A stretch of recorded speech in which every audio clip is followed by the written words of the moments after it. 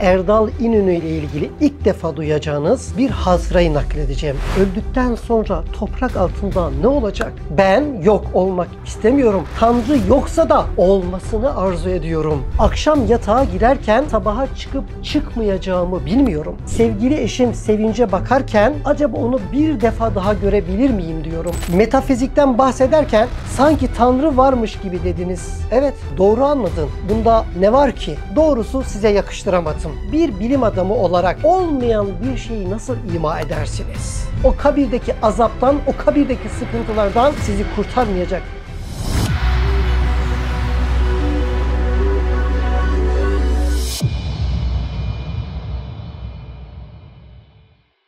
Size şimdi Erdal İnönü ile ilgili ilk defa duyacağınız bir hatırayı nakledeceğim. Eminim çoğunuz ilk defa duyacaksınız ve çok da şaşıracaksınız. Bu anısını bize aktaran, şu anda Amerika'da özel bir kolejde müdür yardımcılığı görevinde bulunan ve geçen seneye kadar Üsküdar Üniversitesi Felsefe Bölüm Başkanlığını yapan Profesör Doktor İbrahim Özdemir hocamızdır. Profesör Doktor İbrahim Özdemir Bey şöyle anlatıyor hatırayı. Diyor ki 1996 yılında ODTÜ'de doktoramı yapıyordum felsefe bölümünde. Ve o zaman ODTÜ'deki felsefe bölümünün çok güzel bir uygulaması vardı. Her pazartesi öğlenden sonrasını hocalar boş bırakırlar ve kesinlikle buraya ders koymazlardı. Peki ne yaparlardı? Öğleden sonra farklı üniversitelerden akademisyenler, bilim adamları, siyasetçiler, sanatçılar çağrılır, onlara konferans verdirilirdi. Ve bu uygulama tam da felsefe bölümünün ruhuna uygundu diyor İbrahim Bey. Çünkü diyor ben bunun faydasını sonraki hayatımda çok ama çok gördüm. Burada gelen hocalar, gelen akademisyenler, siyasetçiler konferanslarını verirler. Soru cevap fasılları olur. Öğrenciler onlarla sohbet eder ve bu manada ciddi olarak tecrübe elde etmiş oluyorlardı. İşte diyor İbrahim Bey, 18 Mart 1996 yılındaki konferansı Erdal İnönü Bey verecekti. Erdal İnönü konferansı kütüphanenin hemen altında bulunan Solmaz İzdemir salonunda verecekti. Ben gittim, baktım ki her zamandan daha farklı olarak muazzam bir yoğunluk var. Orta yerlerde kendime bir yer buldum ve derken konferans başladı. Fakat konferansa sadece öğrenciler değil, üniversitenin yönetiminden de hocalar katılmışlar. Dolayısıyla konferans salonu hınca hınç dolu. Erdal Bey'i kürsüye davet ettiler. Erdal Bey daha önce ODTÜ'de rektörlük yaptığı için eski anılarından bahsetti ve girdiği siyasetle ilgili bazı espriler yaptı. Siyaset dilinde esprinin olmadığına değindi. Akademik hayatı çok özlediğinden bahsetti derken felsefe bölümü öğrencilerine hitap ettiğinden dolayı aslında kendisinin de felsefeye çok ama çok ilgi duyduğunu söyledi. Hatta bununla ilgili şöyle küçük bir hatırasını da şöyle nakletti. Dedi ki ben gençliğimde felsefeye çok meraklıydım. Felsefe okumak istiyordum. Hatta bir gün yaz tatilini Savarona yatında babamla, ailemle beraber geçiriyordum ve odamda Kant'ın kitabını okuyordum. Anlamaya çalışıyordum. Derken babam içeri girdi. Ne okuyorsun diye bana sordu. Ben de felsefe okuyorum dedi. Hemen hızlı adımlarla yanıma geldi ve kitabı elimden aldı. Şimdi fen zamanı, felsefe zamanı değil. Onu emekli olduktan sonra okursun dedi ve kitabı aldı, çıktı. Ben o kitabı bir daha hayatımda görmedim diyor Erdal İnönü Bey. Ve Erdal Bey konferansın devamında bilim tarihinden bahsetti. Kendisi fizikçi olduğundan fiziğin tarihi gelişiminden bahsetti. Bununla ilgili güzel anılarını anlattı ve ülkemizin de bu manadaki gelişmelerinden de çeşitli aktarımlarda bulundu. Mesleğine hakim birisiydi ve herkes dikkat kesilmiş Erdal Bey'i dinliyordu. Derken kendi bölümüne geldi. Fizikle ilgili bazı konular anlattı ve fiziğin tarihsel gelişiminden bahsettikten sonra bir ara metafiziğe kaydı ve metafizikten bahsederken Tanrı'ya imada bulundu. Meseleyi hemen geçiştirmek istiyordu ama arka sıralarda ukala bir öğrenci buna tabii ki fırsat vermedi ve oturmuş olduğu yerden elini yanındaki kız arkadaşının omuzuna ve bacağını da bacak üstüne atmış bir şekilde olduğu yerde hiç kalkmadan dedi ki hocam bir dakika metafizikten bahsederken sanki Tanrı varmış gibi dediniz. Yoksa yanlış mı anladım? Erdal Bey her zamanki o mütebessim haliyle evet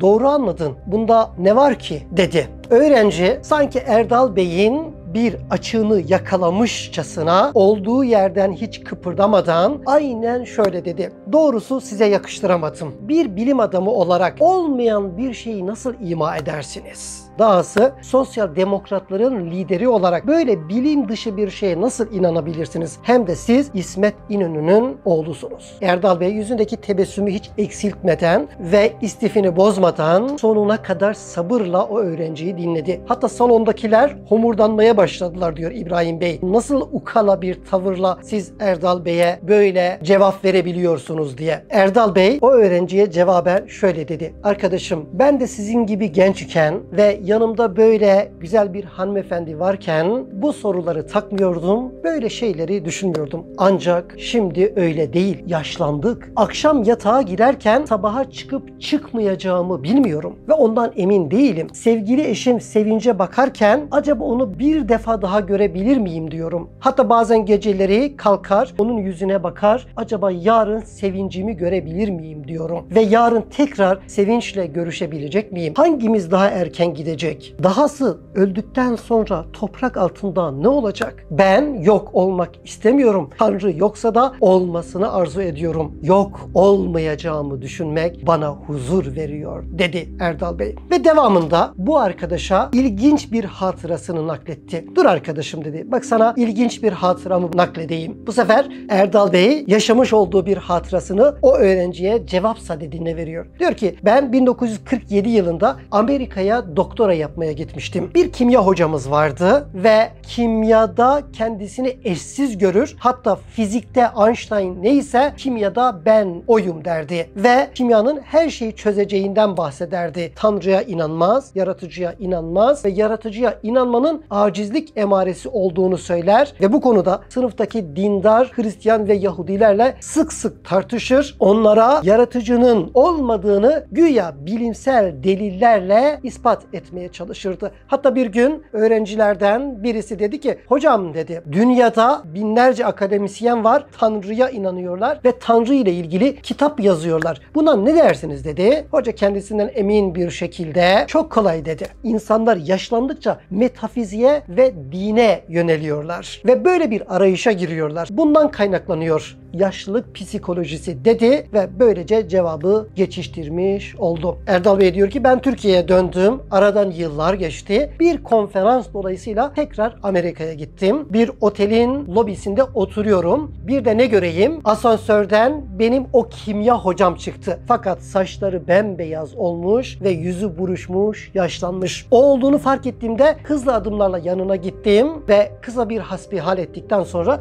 baktım ki koltuğunun altında bir kitap var. Kitabınız mı diye sordum. Hemen kitabı çıkardı. Evet dedi, bunu yeni yazdım. Yeni yayınlandı. Erdal Bey diyor ki baktım ki kitap Tanrı ile alakadar bir kitap. Ben de hocama dedim ki Tanrı ile ilgili bir kitap yazdığınıza göre yaşlandınız demek. Hocam dedim, yıllar önce üniversitede bize anlattıklarınızı hatırlıyor musunuz dedim. Ve o kimya hocam şu ilginç cevabı verdi. O zaman çok iddialı ve çok mağrur konuşmuşum dedi. Özelde kimyanın, genelde ise bilimin her şeyi çözeceğini zannediyordum. Bu kadar yıl geçip bu kadar tecrübeyi elde ettikten sonra yanıldığımın farkına vardım. Anladım ki bilgi ve bilimin sınırları konusunda daha ihtiyatlı konuşmamız gerektiğine kanaat getirdim. İşte kitabımda hayatım boyunca edindiğim bilim ve Tanrı ile ilgili tecrübelerimi paylaştım ve o zaman yanıldığımın farkına şimdi vardım dedi. Evet değerli dostlar, Erdal Bey'in bu anısının daha detaylı halini İbrahim Özdemir'in ağzından nakledeceğiz. Fakat bu hatıra şunu gösteriyor değerli dostlar. İnsan yok olmak istemiyor. İnsan ebedi bir hayatı arzu ediyor. Ve öldükten sonra yaşamak istiyor. Bu insanın fıtratında var. Ve biz bazen olur ki gençlik sarhoşluğuyla, oyunlarla, eğlencelerle bunu hissetmiyoruz. Ama hastalıklar, musibetler, yaşlılık gibi şeyler bize ölmek istemediğimizi, ebedi bir hayatta yaşamak istediğimizi hatırlatıyor. Evet, kabir var. Hiç kimse inkar edemez. Herkes ister istemez bu kabre girecek. Bu kabirden kurtuluş yok değerli dostlar. Siz istediğiniz şeyi yapın, orada o kabirde yalnız olacaksınız. Ve gençliğiniz ve arkadaşlarınız ve kız arkadaşlarınız ve anneniz, babanız o kabirde size fayda vermeyecek. O kabirdeki azaptan, o kabirdeki sıkıntılardan sizi kurtarmayacak. Onun için genç iken aklımızı başımıza alalım. Her ne kadar o gençlik sarhoşluğuyla o gibi şeyleri takmıyorsak da bakın önümüzde Erdal İnönü gibi bir zatın hatırası diyor ki ister istemez ölüm olayıyla karşı karşıya geleceksiniz. Ve yaşadığı ızdırabı işte anlatıyor. Yarına çıkacağımı bilmiyorum. Eşimin yüzüne bakıyorum. Acaba yarın görebilecek miyim? Ben yok olmak istemiyorum. Ben ebedi yaşamak istiyorum diyor. Onun için aklımız başımızdayken